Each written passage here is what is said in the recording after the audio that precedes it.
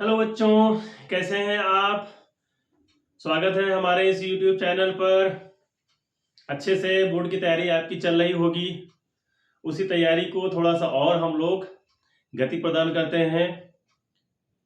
चलिए, हमारे कल हम लोगों ने चैप्टर फर्स्ट के फॉर्मूलेस को देख लिया था कि कौन कौन से फॉर्मूले हमारे चैप्टर फर्स्ट में यूज होते हैं। उनका यूज करके आप न्यूमेरिकल्स को सॉल्व कर सकते हो, बहुत अच्छे से सॉल्व कर सकते हो। आपको लर्न करना होगा। उसका लिंक मैं डिस्क्रिप्शन बॉक्स में दे दूंगा, आप वहां से उनको देख लीजिएगा। आज हम चैप्टर 2 के फॉर्मूलेज, कौन कौन से फॉर्मूलाज इसमें यूज होते हैं, उनका हम लोग डिस्कशन करेंगे। तो आइए, बगैर समय को गंवाए हुए हम लोग चलते हैं। हमारा चैप्टर 2 है आपका इलेक्ट्रोस्टैटिक पोटेंशियल एंड कैपेसिटेंस। तो इलेक्ट्रोस्टैटिक पोटेंशियल और कैपेसिटेंस में आपको कौन कौन से फॉर्मूले यूज करने हैं वो जरा सा देख लीजिए। सबसे पहला फॉर्मूला, अगर आपको पोटेंशियल डिफरेंस निकालना हो, वर्क डन दिया गया हो या चार्ज दिया गया हो, पोटेंशियल डिफरेंस आपको निकालना हो किसी एक पॉइंट से दूसरे पॉइंट के बीच, तो आप ये फॉर्मूले का यूज कर सकते हैं। Delta V equals to VA minus VB equals to WAB upon Q, इसका आप यूज कर सकते हैं। दूसरा, आपका अगर कोई पॉइंट चार्ज आपको दिया गया है, उसके थ्रू इलेक्ट्रिक पोटेंशियल की वैल्यू आपको निकालनी हो, तो आप इसका यूज कर सकते हैं। Electric potential due to a point charge V equals to 1/4πε0 Q upon R, इससे आप इसका यूज करके निकाल सकते हैं।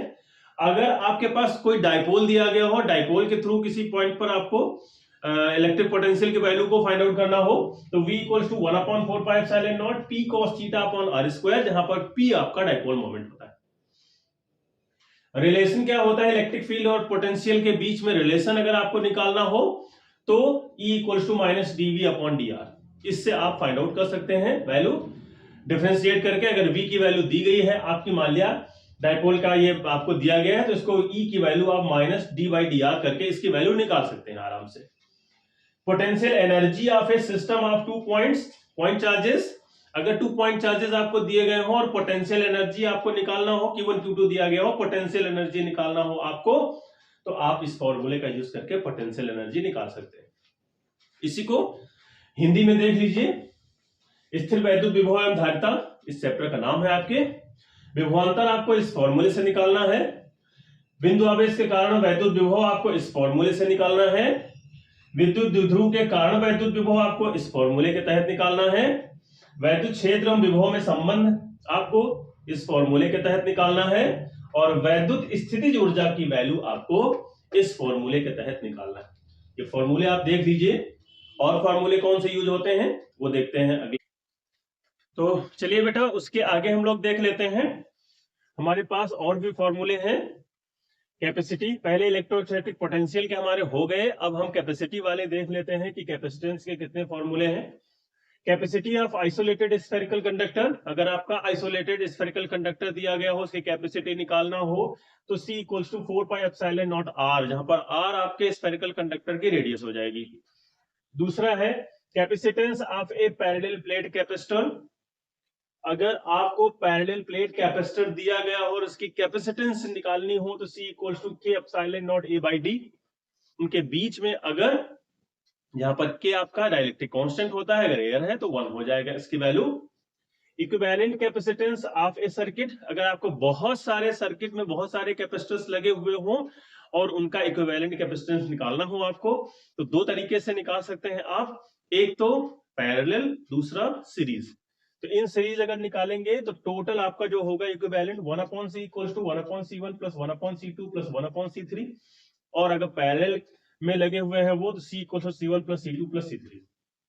फिर energy stored in a capacitor, अगर आपको कैपेसिटर ने कितनी एनर्जी स्टोर कर रखी है उसकी वैल्यू निकालनी है, तो U इक्वल्स टू जो भी दिया हो, अगर Q और C के टर्म में दिया हो तो ये फॉर्मूला, वो हाफ CV स्क्वायर, पोटेंशियल हो सकता है दिया गया हो तो ये फॉर्मूला, और चार्ज और पोटेंशियल के टर्म में अगर कुछ आपको निकालना हो दिया हो तो ये फॉर्मूला। तीन फॉर्मूले, क्योंकि Q equals to C into V होता है। Energy density of a parallel plate capacitor, किसी भी पैरेलल प्लेट कैपेसिटर की एनर्जी डेंसिटी कितनी हो सकती है? U equals to half of epsilon not E square.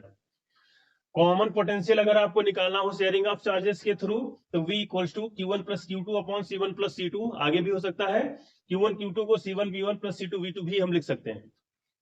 अगला है आपका capacitance of parallel plate capacitor with conducting slab. अगर आपने कंडक्टिंग स्लैब को दो पैरेलल प्लेट के बीच में कैपेसिटर के बीच में रख रखा हो और उसकी कैपेसिटी निकालने को आपसे कहे तो C equals to C0 1 minus T upon D, यहां पर T उस कंडक्टिंग स्लैब की मोटाई होगी और D दोनों के बीच की डिस्टेंस हो जाएगी। Capacitance of parallel plate capacitor with dielectric slab in between, ऊपर हमने कंडक्टिंग स्लैब रखी थी, यहां हमने डाइलेक्ट्रिक स्लैब रखी हुई है। इसका फॉर्मूला है epsilon not A D minus T 1 minus 1 upon के, या ये भी कह सकते हैं D minus T plus T upon के। तो इस तरीके से वही चीज है, D आपके दोनों के बीच की डिस्टेंस है और T उसकी मोटाई। Relation between dielectric constant and electric susceptibility K equals to 1 plus chi कहते हैं इसको। ये x के टर्म में जो आपको दिख रहा होगा इसको काई कहा जाता है, ये रिलेशन होता है। जल्दी से इसको हिंदी में भी देख लें। गोली चालक की धारिता C equals to 4 pi epsilon not R, समांतर प्लेट संधारित्र की धारिता C equals to K epsilon not A by D, संधारित्रों के तुल्य संधारित्रों की धारिता अगर श्रेणी क्रम दिया गया तो ये फॉर्मूला, समांतर क्रम दिया गया तो ये फॉर्मूला। संचित ऊर्जा अगर आपको निकालनी हो तो इन तीन फॉर्मूले के तहत आप निकाल सकते हो। समांतर प्लेट संधारित्र का ऊर्जा घनत्व अगर आपको निकालना हो इससे निकाल सकते हैं। कॉमन विभव अगर निकालना हो आपको तो इस फॉर्मूले से आप निकाल सकते हैं। चालक युक्त समांतर प्लेट संधारित्र की धारिता अगर आपको निकालनी हो तो इस फॉर्मूले के तहत, और परावैद्युतांक अगर आपने भर दिया है तो इस फॉर्मूले के तहत। और परावैद्युतांक एवं सुग्राहिता में संबंध, यही ससेप्टिबिलिटी को सुग्राहिता कहा जाता है हिंदी में, K इक्वल्स टू 1 प्लस काई। तो इन फॉर्मूलाज का यूज करके आप चैप्टर 2 के जितने भी क्वेश्चंस हैं उनको सॉल्व कर सकते हो।